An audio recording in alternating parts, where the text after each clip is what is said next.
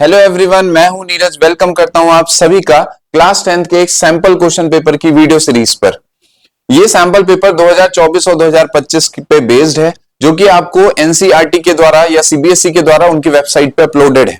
आप उसको देख सकते हैं। इस पूरे वीडियो सेशन पे हम लोग क्या काम करेंगे, हम इसमें क्वेश्चंस को कैसे अप्रोच करना है, क्योंकि आप सभी लोगों का ये फर्स्ट टाइम रहेगा जब आप बोर्ड को देखेंगे।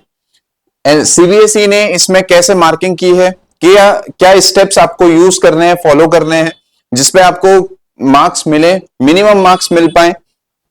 अब हम इसको देखते हैं कि कैसे इन्होंने क्वेश्चंस को डिजाइन किया हुआ है। तो फर्स्ट है, ये टोटल 5 सेक्शंस पे डिवाइड है। अगर आप देखेंगे 5 section A B C D and E. इस वीडियो सेशन को भी मैंने इन्हीं 5 सेक्शंस पे डिवाइड किया है, मतलब 5 वीडियोस हम लोग बनाएंगे। Section A, section B, section C, section D और सेक्शन ई की। सेक्शन ए जो कंप्लीटली एमसीक्यूज पे बेस्ड है, जिसमें से 1 से लेकर के 18 नंबर तक के क्वेश्चंस कंप्लीटली एमसीक्यूज हैं और हर एक क्वेश्चन 1 मार्क्स का है। 18 नंबर ऑफ क्वेश्चंस है और इसमें इंटरनल चॉइसेस कुछ भी नहीं है। इस इंटरनल चॉइसेस का मतलब क्या है कि आपको एक क्वेश्चन अगर थोड़ा सा डिफिकल्ट लगे तो सीबीएसई खुद उसके ऑप्शन में आपको कोई भी क्वेश्चन दे सकता है। 19 एंड 20th जो क्वेश्चन रहेगा वो असर्शन और रीजन पे बेस्ड रहेगा। ये भी 1 मार्क्स का है और ये भी टोटल नंबर ऑफ क्वेश्चन सिर्फ 2 हैं और यहां पर भी इंटरनल कोई भी चॉइसेस नहीं है। तो आज की इस वीडियो पे हम सिर्फ और सिर्फ सेक्शन ए पे काम करने वाले हैं, लेकिन हम डिस्कशन कर लेते हैं सेक्शन बी, सी, डी और ई के बारे में भी। सेक्शन बी हमसे ये बोलता है, ये वेरी शॉर्ट आंसर टाइप है, जो ऑलमोस्ट हमारे पास 2 मार्क्स का रहेगा हर एक क्वेश्चन, यानी 5 क्वेश्चन आपको करने हैं और इसमें आपको इंटरनल चॉइसेस मिलेंगी। इंटरनल चॉइसेस का मतलब मैं आपको सेक्शन बी के में डायरेक्ट क्वेश्चंस को दिखा करके सॉल्व करूंगा। सेक्शन सी 26 से 31 शॉर्ट आंसर टाइप है। ये थोड़ा सा आपको ज्यादा लिखना पड़ेगा as compare to very short answer type. यहां 3 मार्क्स का हर एक क्वेश्चन रहेगा। 6 क्वेश्चंस आपको टोटल करने पड़ेंगे, तो मैक्सिमम जो क्वेश्चन आपको करने हैं वो 6 बेसिकली जो सब्जेक्टिव पॉइंट ऑफ व्यू में है वो सेक्शन सी पर है और इसमें भी आपको 2 क्वेश्चंस के इंटरनल चॉइसेस मिलेंगे। फिर हमारे पास चलते हैं नेक्स्ट सेक्शन पर that is section D. Section D पे 32 से 35 लॉन्ग आंसर टाइप। ये थोड़ा टाइम टेकिंग सेक्शन है, इसमें हमें बहुत सारा लिखना भी पड़ेगा जहां पर जरूरत पड़ेगी और यहां पर हर एक क्वेश्चन 5 मार्क्स का रहेगा और total number of questions are 4 और इसमें भी आपको 2 क्वेश्चंस में ऐसी इंटरनल चॉइसेस मिलेंगी। Last is the based on the case study section E. Section E इसमें 3 क्वेश्चंस 36, 37 एंड 38 केस स्टडी पे बेस है। मींस कि आपको एक पूरा पैराग्राफ दिया जाएगा, उस पैराग्राफ को आप पढ़ेंगे, उससे समझेंगे और उसके बाद जो 3 या 4 क्वेश्चंस आपके सामने रहेंगे आपको उन्हें सॉल्व करना है और इसमें total number of questions are 3 और सभी क्वेश्चंस को कंप्लीटली सॉल्व करना है। तो ये तो एक पैटर्न है, ये तो एक फॉर्मेट है जो सीबीएसई ने डिजाइन किया है 2024 और 25 के लिए। सेम ही चीज फॉलो होती थी आज से बहुत सालों तक। अब आप लोगों का फर्स्ट टाइम है तो हम इसको देखते हैं कि देखिए एमसीक्यूज में कैसे अप्रोच करनी है। तो हम इसको थोड़ा सा तेज करने की कोशिश करेंगे एमसीक्यूज पर। फर्स्ट है, the graph of a quadratic polynomial px passes through the point -6, 0, 0, -30, 4, -20 and 6, 0. Okay, the zeros of the polynomials are, किसी भी क्वाड्रेटिक पॉलिनोमियल के जब भी हम जीरोस पे बात कर रहे होते हैं तो वो ऑब्वियसली हमेशा x, 0 या फिर x1 और x2, 0 के सेंस में रहता है। मतलब उसमें हमारा ऑर्डिनेट पार्ट हमेशा 0 होना चाहिए, तो ही हमारे पास जीरोस आते हैं। तो अगर आप इन 4 पॉइंट्स में देखेंगे तो सिर्फ हमारे पास एक 6, 0 है और एक और हमारे पास है -6, 0। तो 2 पॉइंट्स ऐसे हैं जिसके एब्सेसा पार्ट हमारा 0 है। तो हम डायरेक्टली ये अप्रोच कर सकते हैं the zeros of the polynomial. क्या क्या होंगे इसके जीरोस?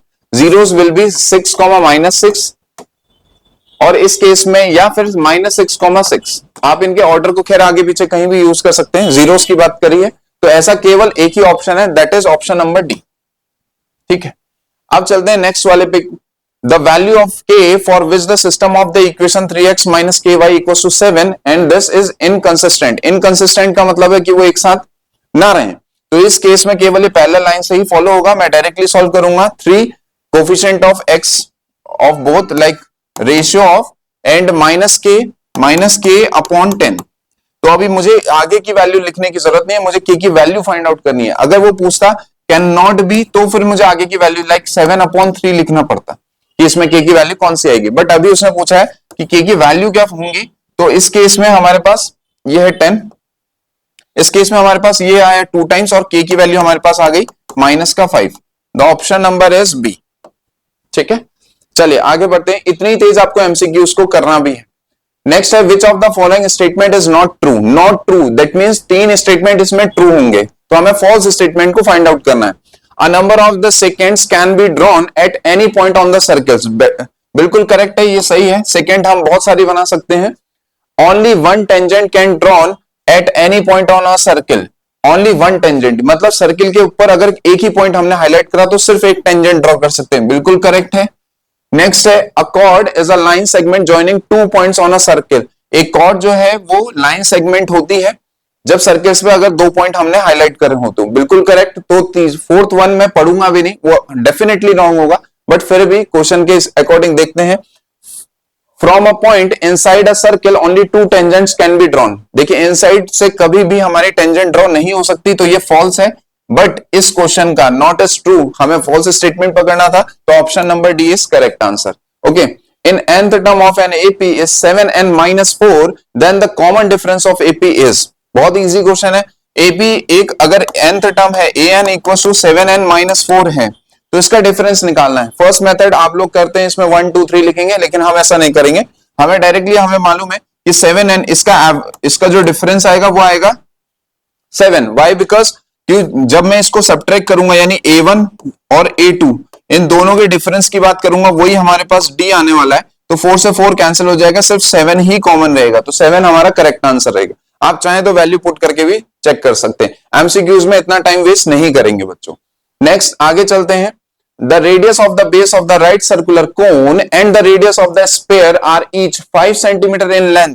कोन और हमारे पास स्फीयर की दोनों की जो रेडियस है वो 5 सेंटीमीटर है fix. If the volume of the cone is equal to the volume of the sphere, मैं डायरेक्ट फॉर्मूला लिखूंगा, हाँ 1/3 पाई आर स्क्वायर एच। ये हमारे पास वॉल्यूम ऑफ व्हाट, ये हमारे पास वॉल्यूम है, वॉल्यूम ऑफ कोन, और ये इक्वल है किसके? स्फीयर के वॉल्यूम से, यानी स्फीयर का 4/3 पाई आर क्यूब। और अच्छी बात यह है दोनों में आर सेम है, तो मैं डायरेक्टली इसको कैंसिल करूंगा, पाई आर। तो अभी सिर्फ आर ही हमारे पास बचा है, तो value of H is equal to 4 into R. What is R? R is 5, that is 20। 20 क्या? सेंटीमीटर। एच इज सेंटीमीटर क्योंकि सभी सेंटीमीटर्स में है, तो option number B is correct answer. ठीक है, एक लाइन का क्वेश्चन है, मेंटली जितना आप कर सकें। Then tan theta equal to 5/2। tan theta की वैल्यू 5/2 गिवन है, तो ओके आगे क्वेश्चन बढ़ने से पहले मैंने tan थीटा इक्वल टू, मुझे पता है साइन अपॉन कॉस, मैं डायरेक्टली एस और सी का यूज कर रहा हूं, इज इक्वल टू 5/2। अब देखिएगा कि यहां पर डिग्रीज अगर सेम है, यानी कॉस की पावर साइन की पावर अगर इक्वल्स हैं, सेम है, और सेम चीज नीचे भी है, तो मैं डायरेक्टली कॉस और साइन की वैल्यू 5 और 2 मेंशन कर सकता हूं। तो अगर मैं ऐसा लिखूंगा, ये शॉर्टकट है, तो ऐसा मैं लिखूंगा तो 4 इंटू 5, साइन की वैल्यू हमारे पास 5 N plus 2 upon 4 into 5 minus 2। तो इस केस में हमारे पास आंसर आ जाएगा 22/18। 22/18 मींस इसको सिंप्लीफाई करेंगे 11/9। 11/9 यानी ए ऑप्शन इज करेक्ट। याद रखना एमसीक्यूज में जो हम ये सॉल्व करने की मेथड यूज कर रहे हैं, ये ट्रिक्स नहीं है, ये एक्चुअली एक मेथड है। वो मेथड की पूरी कंडीशंस आपको पता होनी चाहिए। मैंने ये बोला कि यहां पर पावर्स इनकी सबकी इक्वल्स होनी चाहिए। अगर यहाँ स्क्वायर होता तो हम स्क्वायर का ही यूज करते, बट अभी इस केस में सिंगल सिंगल है, तो हमने डायरेक्ट वैल्यू अप्रोच कर दी। चलते हैं नेक्स्ट क्वेश्चन पर। क्वेश्चन नंबर 7 पे बोलते हैं in the given figure a tangent has been drawn at point of P. P पे हमें दिख रहा है। ओके, इससे आगे पढ़ने से पहले मुझे सिंपल सा एक लॉजिक पता है, और लॉजिक ये है कि सेंटर से अगर मैं टेंजेंट को टच करूंगा तो वो 90 डिग्री क्रिएट करेगा। अब इसके बाद उसने बोल रखा है कि T P Q, where is T P Q? T P Q means ये पूरा पार्ट 110 है, दैट मीन्स अगर ये 90 है तो ये 20 पे फिक्स हुआ, और ये रेडियस होंगी तो ये भी 20 पे आएंगी। 20 एंड 20 40, और दिस विल बी 140। अब हमसे पूछा है क्या है?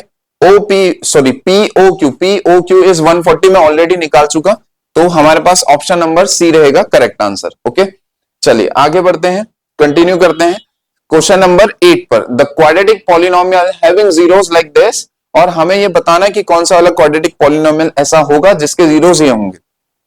लेट सपोज मैं इसको अल्फा कंसीडर कर दूं और इसको मैं बीटा कंसीडर करूं, तो मुझे पता है x square minus alpha plus beta x plus alpha beta equal to 0। ये जीरोस पे बेस्ड क्वाड्रेटिक पॉलिनोमियल है। अल्फा प्लस बीटा करूं तो ये दोनों ही एडिटिव इनवर्स हैं, तो ये आपस में दोनों मिलकर के जीरो सम बनाएंगे। तो एक्स स्क्वायर ये पार्ट तो जीरो हो गया, प्लस अल्फा बीटा इन दोनों का प्रोडक्ट, दिस इज माइनस, ये तो minus into plus is minus, root five 5 and root two is 2 is equal to 0। तो answer will be 2x square minus 5 equal to 0। तो ये हमारा करेक्ट आंसर है। अब हम इसको चेक करते हैं, इसमें x का कोई कोफिशिएंट नहीं है तो ये कैंसिल आउट हो जाएगा, ये भी कैंसिल आउट हो जाएगा। अब बचे केवल दो इक्वेशन है, 8x square minus 20, 15x square minus 6। अगर मैं इसको थोड़ा सा ध्यान से देखूं, ऐसा कोई ऑप्शन है नहीं, बट इस वाली क्वाड्रेटिक को अगर मैंने 4 से मल्टीप्लाई करा बोथ हैंड तो इधर तो 0 ही देगा, बट इधर हमारे पास जो वैल्यू आएगी that is 8x square minus 20। और अगर आप ध्यान देंगे तो एग्जैक्टली ऑप्शन नंबर बी पर हमारे पास जाएगा। इससे हमें एक कंक्लूजन और मिला बच्चों, वो ये कि किसी भी क्वाड्रेटिक को आप कोई भी फर्दर नंबर से, जैसे मैंने यहाँ 4 से मल्टीप्लाई करा तो उसके रूट्स में कोई चेंजेस नहीं होता। ठीक है, चलते हैं क्वेश्चन नंबर 9 पर।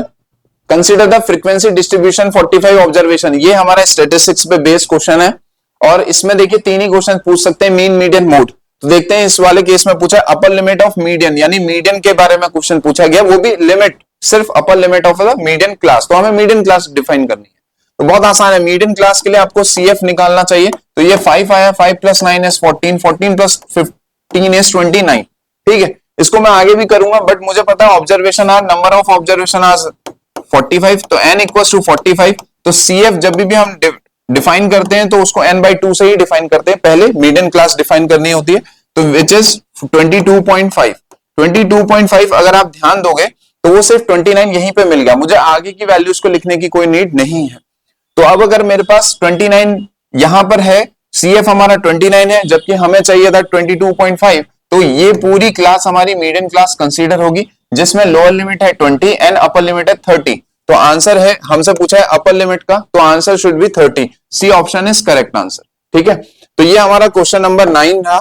9 के बाद हम चलते हैं क्वेश्चन नंबर 10 की ओर को। क्वेश्चन नंबर 10 हमसे ये बोलता है O is the point of the intersection of two chords AB and CD of a circle. BOC is 80 degree. BOC is 80 degree. ये 80 डिग्री है, ऑब्वियस सी बात है, ये भी 80 डिग्री होगा। Why? Because ये वर्टिकल अपोजिट एंगल्स हैं और इसने खुद दिया है कि ये एंगल इस एंगल के इक्वल है। अगर ये 80 पे फिक्स हुआ तो हो सकता है कि ये O हमारा क्या है, क्या O हमारा सेंटर है? अगर O हमारा सेंटर है तब तो फिर हम आगे को कंटिन्यू करेंगे, अदरवाइज हम उसको डायरेक्टली वैल्यूज नहीं लिख सकते। बट इतना श्योर शॉट है कि अगर ये 80 पे फिक्स हुआ तो ये वाला पार्ट 100 यानी टोटल सम 100 रहेगा, that means these angles are 50-50, तो ये तो कंफर्म रहेगा। अब सेम कहानी अगर OB इक्वल्स टू OC आ जाए तो ये भी 50-50 पे कंसीडर हो जाएंगे और बोथ आर सिमिलर। पर क्या ऐसी कोई प्रॉपर्टी है हमारे पास? जी हाँ, जब भी किसी सर्किल पे अगर हम दो कॉर्ड्स को इंटरसेक्ट करते हैं और उनका इंटरसेक्टिंग पॉइंट O हो, तो उस केस में OA into OB is equal to OD into OC रहता है। ये एक प्रॉपर्टी है। जब आप इसमें देखेंगे, क्या कहा मैंने, दो कॉर्ड्स हैं और उनका इंटरसेक्शन पॉइंट से आप सरकमफ्रेंस तक की डिस्टेंस को प्रोडक्ट के फॉर्म पे रखें तो दोनों ही स्ट्रेट लाइंस को हम इस तरीके से मैनेज कर सकते हैं।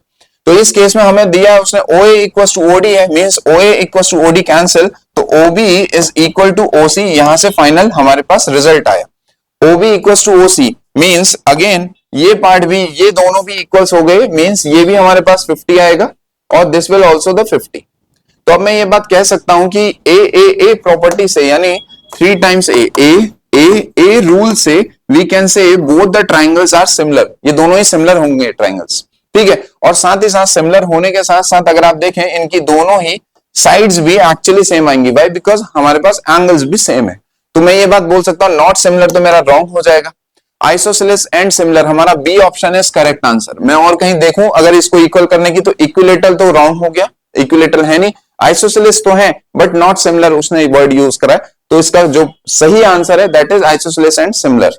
ओके, चलते हैं अपने नेक्स्ट क्वेश्चन पे, क्वेश्चन नंबर 11 पे। The roots of the quadratic equation like this are, ये किस तरीके के रूट्स होंगे? आपको पता है रूट्स निकालने के लिए हमारे पास होता है b स्क्वायर माइनस 4ac। इसकी वैल्यू हमें फाइंड आउट करनी होती है। अगर ये 0 के इक्वल हो तो इक्वल रूट्स, ग्रेटर हो तो डिस्टिंक्ट रूट्स होते हैं और लेस देन हो तो इमेजिनरी रूट्स होते हैं। तो हम इसको कंपेयर करेंगे डायरेक्टली। b की वैल्यू हमारे पास 1 है, 1 स्क्वायर इज 1, -4 इंटू 1 इंटू -1, तो आंसर विल बी +5।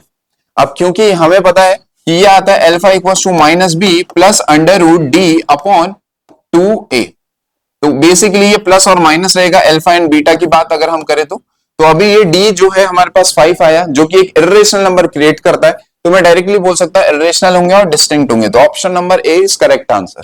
ठीक है, theta equals to 30 degree, value of 3 tan theta, tan 30 की वैल्यू क्या होगी? tan 30 की वैल्यू हमारे पास होती है 3 अपॉन √3, 1 अपॉन √3 tan 30 की वैल्यू रहती है। तो ऑप्शन, इसको हम और सिंप्लीफाई कर सकते हैं, बट ऑप्शन नंबर सी इसी फॉर्म पे गिवन है, तो option number C is correct answer. चलिए आगे बढ़ते हैं, क्वेश्चन नंबर हम लोग 13 पे चलते हैं। The volume of the solid hemisphere is this. तो देखिए, जब आपके पास कभी भी वैल्यू गिवन हो किसी भी वॉल्यूम की सरफेस एरिया की, तो हम डायरेक्ट उसका फॉर्मूला यूज करेंगे। सॉलिड हेमिस्फीयर, हेमिस्फीयर का वॉल्यूम होता है 2/3 pi R cube, pi R cube is equal to 396/7। अब अगर मैं इसको आर क्यूब के फॉर्मेट में लिखने की कोशिश करूं, R cube is equal to 396/7 into 3 into 7, मैंने इसको 22/7 लिखा, 2/22 डायरेक्टली।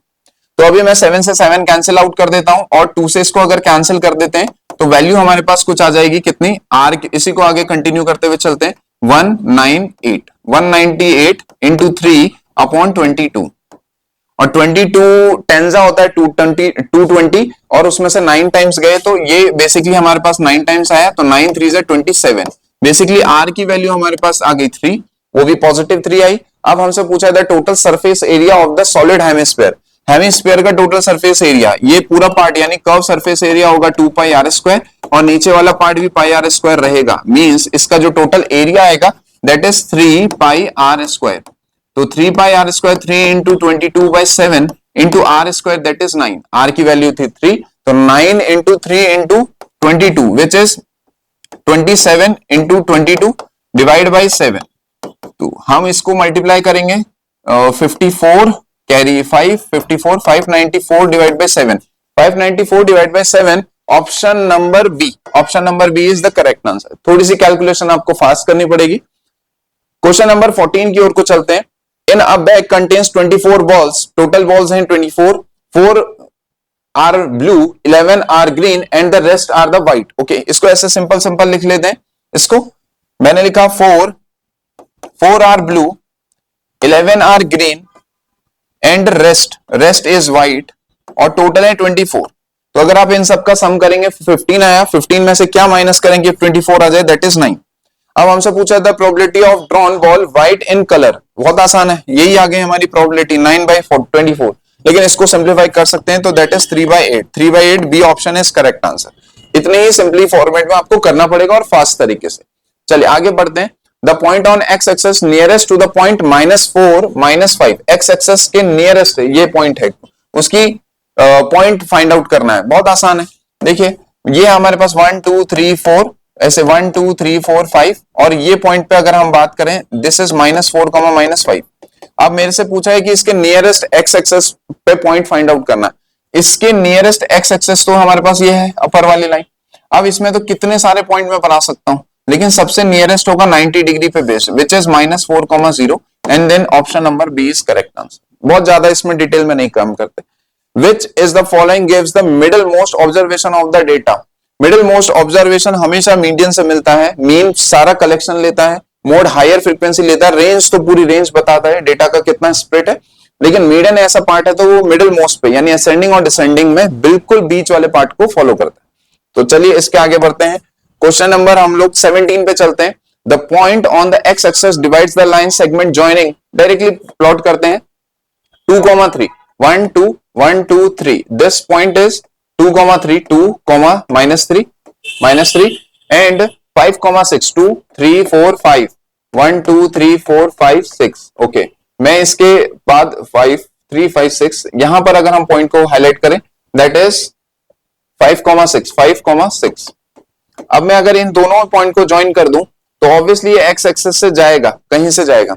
आप वैसे तो इसको ऑब्जर्व कर सकते हैं, ये अभी बहुत ज्यादा करेक्ट स्केल पे नहीं है, लेकिन ये पॉइंट में ऐसा कुछ दिख रहा है, तो ऐसा हो सकता है शायद ये पॉइंट में आए, बट ओवरऑल इसके जो भी कोऑर्डिनेट्स होंगे वो ऐसे जरूर होंगे x,0 के सेंस में। क्यों? क्योंकि x कोऑर्डिनेट पे बेस्ड है। उसने बोला है कि ये रेशियो में डिवाइड कर रहा है, ये है 1 पार्ट और ये है 2 पार्ट। कोई कहे कि सर इसको 1 पार्ट रख दें, लेकिन एक्चुअली जो जितना बड़ा पार्ट है उसको रेशियो में सेम कैटेगरीज में डिफाइन किया है। तो x की वैल्यू कितनी आ जाएगी? 1 अप्रोच करेगा नेक्स्ट वाले एब्सिसा को, यानी 1 into 5 प्लस इंटरनली चल रहे हैं तो 2 into 2 upon 1 plus 2 which is 10, 5 plus 9, 5 plus 4 is 9, 9 divided by 3 is 3। तो 3,0 x की वैल्यू 3 आई, तो 3,0, 3,0 is C option correct. A card is drawn from a well-shuffled deck of playing cards. The probability of getting red face card. Okay, red face card. Face card क्या होते हैं? Face card हमारे पास होते हैं J, Q and K। और हमें पता है कि टोटल डेक में हमारे पास दो तरीके से कैटेगरी बनाई गई है, एक रेड की और एक ब्लैक की। और रेड में भी हमारे पास 2 सूट्स हैं और ब्लैक में भी हमारे पास 2 सूट्स हैं, यानी हर एक सूट में 3 फेस कार्ड होते हैं, तो 2 सूट्स में 6 फेस कार्ड होंगे। तो total 6 divide by 52 number of cards. इसको सिंप्लीफाई करेंगे तो 3/26, 3/26 is the correct answer, option number D. ठीक है, चलते हैं अपने लास्ट 2 क्वेश्चन यानी असर्शन और रीजंस पे। आप इसके ऑप्शंस देख सकते हैं, both assertion A and reason are true, reason R is the correct explanation of the assertion. Means क्या होता है? असर्शन और reason both are the statements basically, लेकिन सेकेंड वाला स्टेटमेंट पहले वाले को बहुत ज्यादा जस्टिफाई कर रहा हो, इसीलिए उसको रीजन के नाम से लिखा गया है। तो ऐसे ही आप 4 ऑप्शन आराम से देखिए, समझिए। अब चलते हैं, इसमें बहुत कम काम करना पड़ेगा। असर्शन है HCF of any 2 consecutive even natural number is always 2। इसको लिख के कोशिश करते हैं। 2 and 4 का HCF कितना आएगा? 2। एंड ऐसे ही 4 और 6 का HCF कितना आएगा? अगेन 2। ऐसे ही आप 10 और 12 का HCF कितना आएगा? 2। तो आप हर केस में इसको बिल्कुल करेक्ट देख पा रहे हैं, तो आप डायरेक्टली कह सकते हैं कि हमारा assertion is correct. And what is the reason? क्या ये करेक्ट होने के पीछे ये रीजन है? इसको चेक करते हैं।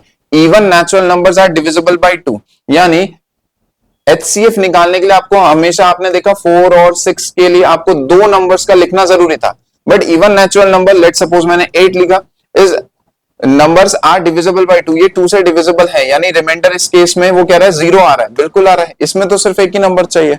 तो आप डायरेक्टली ये कह सकते हैं कि ये स्टेटमेंट भी करेक्ट है, ये स्टेटमेंट भी करेक्ट है, but this is not the correct explanation of the first statement, यानी असर्शन का ये करेक्ट रीजन नहीं है। तो आप देखिए ऐसा कहां पर हमको मिलता है? assertion A and reason A are true and reason R is not the correct explanation of assertion A। तो यानी B इसका करेक्ट आंसर रहेगा। ठीक है, चलते हैं इस वीडियो के सबसे लास्ट क्वेश्चन पर। ये है हमारे पास, if the radius of the sector of the circle is reduce to its half and angle is double, then the perimeter of the sector remains the same. इसके लिए आपके पास एक फॉर्मूला है जो कि यहाँ उसने खैर नेक्स्ट वाली लाइन पे ही दे दिया है, बट हम इसको चेक कर दें। L इक्वल्स टू होता है हमारे पास R थीटा। ये एक फॉर्मूला है, relation between the length of an arc, radius of a circle and angle subtended on a centre. तो ये हमारे पास वैल्यू है। तो अगर हमने सबसे पहले पार्ट में लिखा if the radius of the sector, radius of the sector, ये ओरिजिनल फॉर्मेट है, इसको उसने मॉडिफाई करा। उसने कहा है कि सेक्टर का radius of a circle, circle को अगर हम लोग क्या कर दें, रेडियस को हाफ कर दें और साथ ही साथ उसके एंगल को डबल कर दें, यानी एंगल को हमने 2 थीटा कर दिया। तो ऐसा करने से जो पेरीमीटर ऑफ द सेक्टर होता है, perimeter of the sector, perimeter of the sector का मतलब क्या हुआ? पेरीमीटर ऑफ द सेक्टर, पूरे सेक्टर का पेरीमीटर यानी लेंथ हो गया, या फिर आप ये भी बोल सकते हैं आर्क बेसिकली। ठीक है, तो पेरीमीटर ऑफ द सेक्टर जो रहेगा वो रिमेन्स द सेम। क्या वो सेम रहेगा इस केस में? अब आप ये देखिए, एक्चुअली पेरीमीटर पूछा है उसने, तो ये सर्किल है। सर्किल वाले केस में अगर मैं इसकी वैल्यू को निकालने की कोशिश करूं, ये वाला पार्ट, ये लेंथ तो सेम रहेगी, बट पेरीमीटर एक्चुअली कम हो जाएगा ना, कम हो जाएगा या इक्वल भी हो सकता है। सपोज अगर मैंने यहां पर इस केस में ऐसा लिखा, तो यहां पर ये वाली लेंथ एक्चुअली बड़ी भी हो सकती है और छोटी भी हो सकती है। ठीक है, अब मैं ये तो कह सकते हैं कि ये लेंथ तो इक्वल्स रहेंगी, व्हाई? बिकॉज 2 से 2 कैंसिल हो जाएगा, तो new length equals to length of arc is equals to again r थीटा। Length of arc is correct, but the perimeter is not correct. Perimeter why? Because क्योंकि ये वाला पार्ट भी हमारा थोड़ा सा छोटा या बड़ा हो सकता है। तो इस केस में पहले वाले को हम डायरेक्टली कहेंगे कि ये करेक्ट नहीं है। But the reason, the length of the arc L subtending angle theta at the center of the circles of radius this। तो उसने यही वाले पार्ट की लिखी है। देखिए एक्चुअली होता 2 पाई आर है बट नीचे 360 होता है, तो उन्होंने 2 से इसको सिंप्लीफाई कर दिया है, तो इसलिए हम ये बोलेंगे ये करेक्ट है।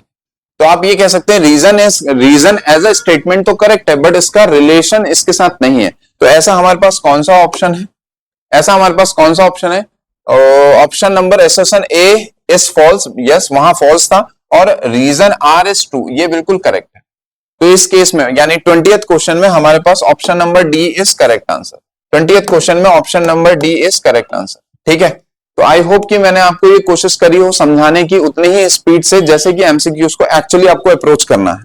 आगे की वीडियोस में हम लोग section B, section C, section D और सेक्शन ई पे काम करेंगे। वहीं पे मैं आपको मार्किंग का भी बताऊंगा कि कितने लिखने पे आपको कितना मार्किंग मिलने के चांसेस रहेंगे। So thank you for watching this video. Thank you so much.